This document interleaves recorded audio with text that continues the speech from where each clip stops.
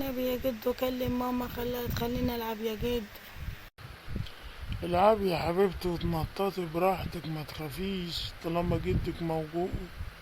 عارفه يا بنتي لما سبت اللعبه ما سمعتيش الكلام ودخلت على وقتك دلوقتي، حرمك من المصروف ومن الاكل.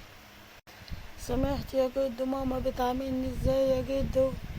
مش عايزاني العب يا جدو ولا عايزاني انزل الشارع.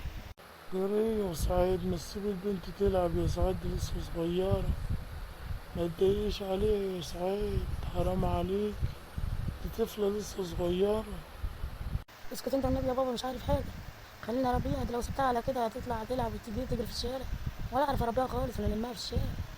يا بنتي يا حبيبتي دي لسه صغيرة، سيبيها، كل عيل بيعرف يلعب بسن دلوقتي، وانت كنت قديها يا بنتي يا حبيبتي، كنت تلعبي في سنها، محدش كان بيحوشك ولا يحرمك من الله. ليه سيبها يا بابا تلعب ليل ونهار في الشارع؟ وده غلط لو تتاخر بره في الشارع، خايف عليها.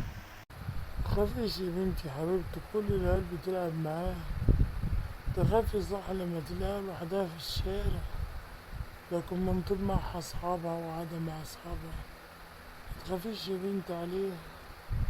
سمعت يا ماما جدو قال لك ايه؟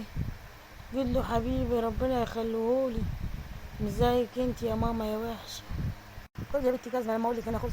انت يا بنتي من انت بترد عليا وتقولي لي كده؟ سامع يا بابا، سامع اخر تربيتي فيها يا بابا.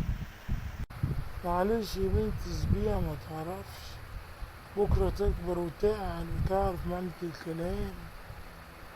بس لما تكبر يا بابا عشان تقلي ادب اكتر من كده عليا، ده لازم اعدبها وهي صغيره عشان تتعلم الادب وتعرف تحترمني يا بابا، ترد عليا كويس.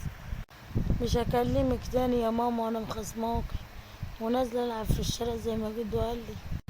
روحي يا حبيبتي العبي وهاتي حاجات حلوة زي أصحابك. حاضر يا جدو ربنا يخليك ليا يا جدو يا حبيبي. وانا هشوفها لما تيجي، بس لما تيجي وانت هتشوفها هعمل فيك ايه، بس ما يمشي جدك بس.